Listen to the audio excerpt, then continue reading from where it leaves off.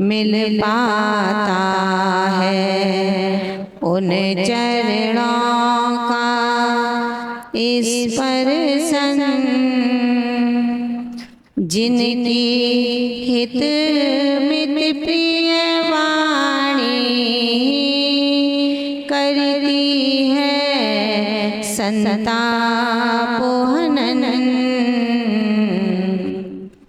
परम पूज्य माँ विशुद्धमती जी को मेरा सौ सौ बार नमन। परम पूज्य गुरु विशुद्धमती जी को मेरा सौ सौ बार नमन। जय बोलिए आदि तीर्थंकर श्री आदिनाथ भगवान की, चैतन्य चमत्कारी तीर्थंकर श्री पार्श्वनाथ भगवान की, मूल नायक तीर्थंकर श्री पुष्पदंत भगवान की, शासन नायक तीर्थंकर श्री महावीर स्वामी की, 24 तीर्थंकर भगवान की, परम पूज्य गुरुदेव आचार्य श्री निर्मल सागर जी महाराज की, परम पूज्य वात्सल रत्नाकर आचार्य श्री विमल सागर जी महाराज की, परम पूज्य तपस्वी सम्राट आचार्य श्री सन्मत सागर जी महाराज की, परम पूज्य मर्यादा शिष्योत्तम आचार्य श्री भरत सागर जी महाराज की, 3 कम 9 करोड़ महामुनि राज की, परम पूज्य सिद्धांत रत्न भारत गौरव गणेश शिरोमणि आर्यका श्री विशुद्धमती माता जी की, श्रीमद् जैन धर्म की।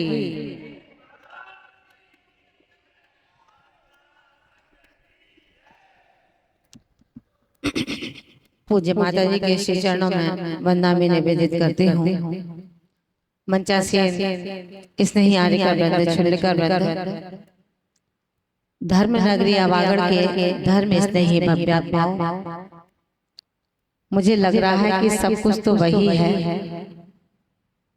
कुछ हो गए और कुछ बाकी है। वही हॉल है, वही तस्वीरें हैं, वही भगवान हैं, मंच का डायरेक्शन चेंज हुआ है, बाकी सब कुछ वही है। अंतर इतना और है कि जो छोटे थे वो बड़े हुए, बड़े थे बुजुर्ग हुए, बुजुर्ग हुए वो नई पर्याय में चले गए। आप सबकी मुस्कान भी वही है, आवाज भी वही है, और शायद स्नेह का वास हृदय में भी वही आवास होगा जो पहले था।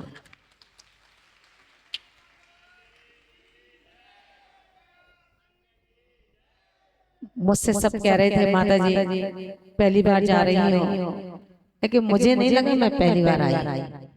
पर्याय बदली है, ये सत्य है, द्रव्य वही का वही है। कल परसों की बात है, हम लोग जलेसर में ही थे शायद, हाँ जलेसर में थे, पीछे गए थे। आचार्य सुंदर सागर जी महाराज का फोन आया था, दीदी से बातचीत हुई। उन्होंने कहा कि विज्ञमती माता जी को तो बहुत अच्छा लग रहा होगा कि वो अपनी धर्म नगरी में जा रही हैं।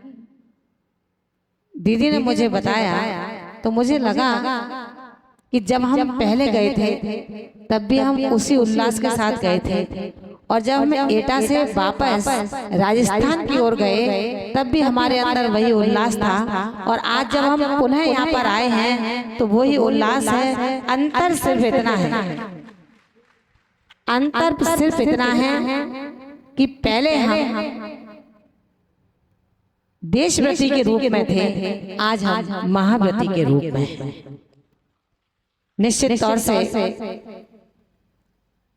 मेरे स्नेही परिवारजन, मुझे नहीं लगता है कि मैं आपको कुछ बोलूं, केवल इतना कह सकती हूं, जो लोग खोए हैं हमारे बीच में से, हम सभी सुरक्षित बैठे हैं।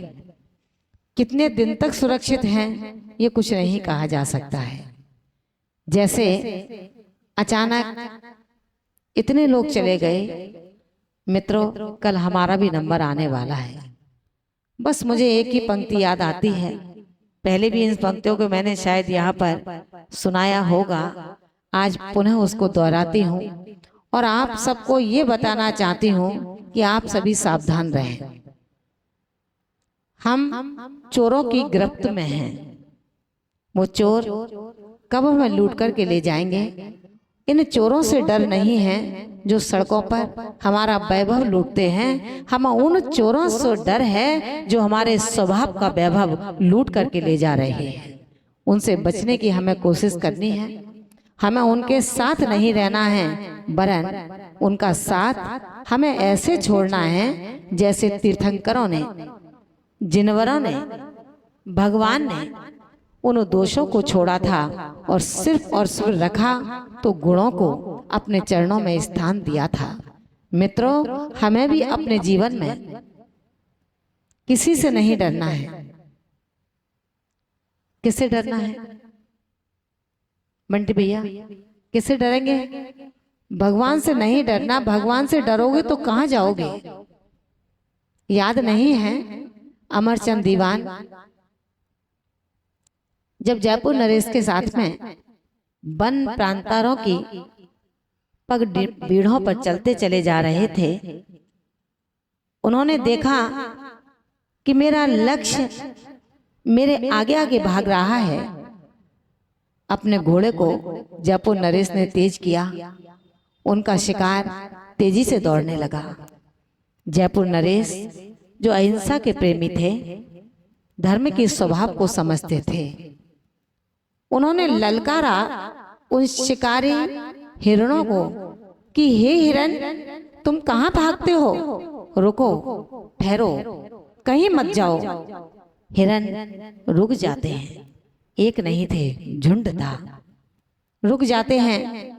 जयपुर नरेश ने कहा कि दीवान, ये क्या जादू है कि मैं इतनी तेजी से अपना घोड़ा दौड़ाता चला जा रहा हूं और ये हिरणों का झुंड उतनी ही तेजी से आगे भाग रहा है। तुम्हारी एक ललकार में सारे हिरन जहां के तहां खड़े रह गए।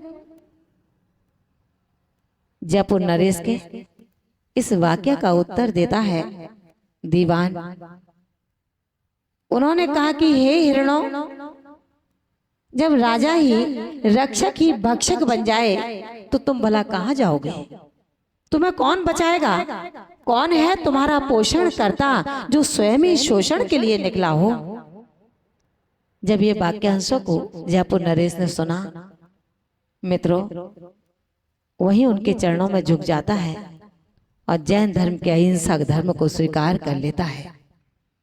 मैं आपको केवल ये बताना चाहती हूँ, चातुर्मास हम अगले की प्रतीक्षा कर रहे हैं। कल के देखना किसने देखा और आज के दिन को खोए क्यों? जिन घड़ियों में हंस सकते हैं उन घड़ियों में रोएं क्यों? हम क्यों किसी से बैर की भावना बनाएं? क्यों किसी से रंजिशों की भावना बनाएं? क्यों किसी से प्रतिशोध की भावना बनाएं? आज इतने लोग यहाँ बैठे हैं। मेरा मन कहता है कि आज के दिल आपके आज भी सबसे नहीं मिले होंगे। आज भी मन के प्रति राग द्वेष की भावनाएं जीवित होंगी। मैं ये कहती हूँ, ये कब तक अंदर के दस्यु को जिंदा रखोगे? तुम स्वयं जग जाओ, ये अपने आप मर जाएगा। जगना स्वयं को पड़ेगा। राग द्वेष भौतिक मिठास हैं, बहुत बड़े दुश्मन हैं। खार कौन डालता है? मेरा तेरा कौन करता है भैया? पवन भैया, कौन करता है? अज्ञान नहीं करता। अज्ञान नहीं करता। अज्ञानी ज्ञानी से बहुत अच्छा है। आप तो ज्ञानी है सब। आप समझते हो ये मेरा दुश्मन है, जबकि ये तेरा दुश्मन नहीं है। जैन आगम का स्वभाव धर्म कहता है, जिसको तू दुश्मन मान रहा है वही तो तेरा पुत्र था। जिस पुत्र की तैने नहीं सुनी थी उसे घर से बाहर निकाल दिया था, आज वो ही बदला लेने आया है, उसको अपना दुश्मन कहता है। वो पुत्र है, वो तेरी पत्नी है, वो तेरा पिता है। जब अनाज का ढेरी पर मुंह मारा तो तूने डंडा मार दिया और याद नहीं इस अनाज की बहुमंजिला दुकान को तेरे पिता ने खोली थी, जो जिंदा नहीं रह पाया, चला गया। राग भाव था, मोह पास था कि मेरा पुत्र इस दुकान को कैसे चला पाएगा। आज तू गधा बन करके, घोड़ा बन करके, गाय बन करके उसी अनाज में मुंह मारता है, पुत्र डंडा मार देता है। वो कौन है त्रियंश? ध्यान रखना महान भावो, अभी कुछ कहने का समय नहीं है। कल का दिन आपके पास में है, संभवतः परसों यहाँ से बिहार होगा। इस बात का मन अभी से बना करके रखना। परसों प्रातःकालीन आहार की बेलचर्या यहाँ से 10 किलोमीटर दूर पर होने की पूरी संभावना है। एटा वाले भी अध्यक्ष महोदय यहाँ बैठे हैं, मेरे इस संकेत को समझ रहे होंगे, क्योंकि इस समय को देख करके हमें चलना है। गर्मी का मौसम है, अगर बरसात भी होती है तो बुराई नहीं है, लेकिन बरसात में बिहार संभव नहीं हो पाता है। इसलिए हम सभी अपना मन बनाएं। चातुर्मास का समय बहुत दूर है, लेकिन जिस चातुर्मास के काल में हम चल रहे हैं उस समय का पूरा आनंद उठाएं, पूरा समय का उपयोग करें। अवागढ़ बहुत दूर बोलिए नहीं है, इसलिए घर आंगन में तो आना जाना रहना ही चाहिए। केवल 2 पंक्तियां आपको बताना चाहूंगी कि आप जिसको अपना स्वभाव मानते हो, आप जिसको अपना मानते हो, क्या सत्यार्थ में वो आपका अपना है क्या भैया? है? बोलो ना आप लोग। कितने शांत बैठे हो, इतने शांत। यदि अवागढ़ की सड़कों पर रहो तो ये अवागढ़ नहीं रहेगा, ये स्वर्गों की नगरी बन जाएगी। यहाँ हम एक दूसरे को देख नहीं सकते हैं। अभी भी मन में खार बाकी है मेरे प्यारे मित्रों। इन खार के धब्बों को कब तक समाये रखोगे इस सीने के अंदर? ये पुद्गल जल जाएगा, लेकिन ये घाव नहीं जलेंगे। ध्यान रखना। केवल 2 पंक्ति आपके बीच में बोल रही हैं, आपको आती हैं, आप गुनगुनाना और वस्तु तत्व को समझने का पुरुषार्थ करना। कितने लोग चले गए जिन्होंने इस अवागढ़ को थामा था, अवागढ़ को संभाला था, जिन्होंने राजनीति में जाकर के भी सर्वस्व रक्षा का द्वंद्व मचाया था। वो कोट की परिवार के बादशाह थे। आज कहाँ है? कहाँ है भैया? मिलते हैं क्या? मिल सकेंगे? क्या नाम है उनका? हैं क्या यहाँ पर धन्य कुमार जी? अब हैं क्या? हैं क्या यहाँ पर? आप लोग यही भ्रमित हैं कि वो यहाँ नहीं हैं, लेकिन वो यहीं पर हैं, किसी की गोद में बच्चे के रूप में। समझना आप मेरी बात। धन्य कुमार जी कहीं गए नहीं हैं, वो अवागढ़ में ही हैं, अवागढ़ के किसी परिवार में ही हैं, किसी गोद में हैं। लेकिन कौन है ये कौन पहचाने? ध्यान रखना, जितने भी लोग गए हैं कहते हैं स्वर्गवासी हो गए, लेकिन वो स्वर्गों के वासी नहीं है। ध्यान रखना, वो स्वर्गों के वासी नहीं है। कहने में आता है कि अमुक व्यक्ति चला गया, स्वर्गवासी हो गया। स्वर्ग ये लिखा जाता है क्योंकि उसके लक्षण स्वर्ग जैसे थे। आज वो स्वर्ग को अपने घर में बसाने के लिए पुत्र रूप में किसी की गोद में खिलखिला रहा है। उसे पहचानो, उसे पहचानो। आपका भी वही होना है जो उनका हुआ है, और हम सबका भी वही होना है जो आप सबका होगा। पढ़ते हो ना आप? हम तो कब हो न जे घर आए, हम तो कब हो न जे घर आए। पर घरे भ्रमते बहुत दिन बीते, पर घर भ्रमते बहुत दिन बीते। नाम अनेक धराए, हम तो कब हो न जे घर आए। चतुर्मास हो, चतुर्मास होना बुरा नहीं है, चतुर्मास होना चाहिए। लेकिन क्यों होना चाहिए? ताली बजाने के लिए, सामूहिक भोजन करने और कराने के लिए क्यों होना चाहिए चातुर्मास? चातुर्मास इसलिए होना चाहिए कि जिन संतों को लाकर के हमने अपने यहाँ पर अवस्थित किया है, हम भी उन जैसे बन जाएं। उनके सानिध्य में दीक्षाएं लेने का मन बनाना चाहिए। जो कहते हैं जो अपने कार्यों से निवृत्त हो गए उनको तो गवर्नमेंट रिटायर करती है। तीर्थंकर महावीर का प्रशासन रिटायर नहीं करता उनको। यहाँ कोई रिटायर नहीं होता है। यहाँ 50 वर्ष का भी दीक्षा लेगा तो कहेंगे कि बहुत अच्छा, इनको जल्दी वैराग्य हो गया। और यदि 8 वर्ष का कोई लेगा तो उसको कहेंगे ये पुराने संस्कार का है, इसने जल्दी दीक्षा ले ली। इसलिए जरूरी नहीं है जिनके कर्तव्य निमटे हैं वही दीक्षा लेंगे। जिन्होंने कीचड़ के दलदल में अपना पांव नहीं रखा है वो भी दीक्षा ले सकते हैं, लेना चाहिए। दीक्षा ही सर्वोत्कृष्ट धर्म का स्वभाव है। दीक्षा के बाद भोगों की जो इच्छाएं हैं ये निकृष्ट स्वभाव है।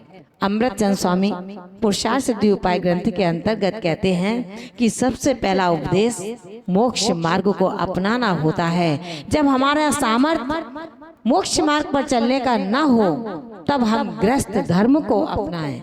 गृहस्थ धर्म को, गृहस्थ व्यापार नहीं है भोगों का, ध्यान रखना।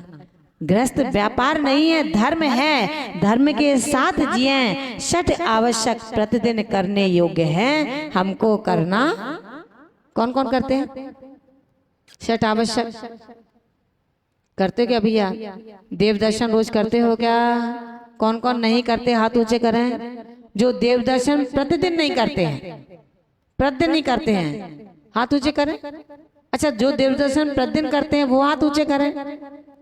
बहुत अच्छा है, प्रतिदिन करने वाले बहुत हैं, लेकिन फिर भी इसमें माया भी होंगे जो कहते हैं कि प्रतिदिन दर्शन करते हैं लेकिन नहीं करते होंगे। मेरा पूरा विश्वास है, मुझे पता है कि कौन कौन ऐसे हैं जो प्रतिदिन दर्शन नहीं करते। लेकिन अब जो दर्शन नहीं करते आज से तो करेंगे ना।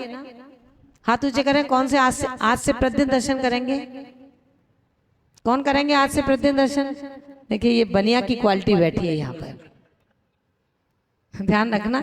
मैं भी तुम्हारे बीच की हूँ, समझती सब हो, लेकिन दर्शन का नियम नहीं लोगे तब तक जिनेंद्र देशना के सुनने के अधिकारी नहीं हो। ध्यान रखना। मध्य मास मधु, मध्य मास मधु, बड़े पीपर पाकर उमर और कठुमर, इनका त्याग, इन 8 चीजों का त्याग होना चाहिए। किस किस का त्याग है?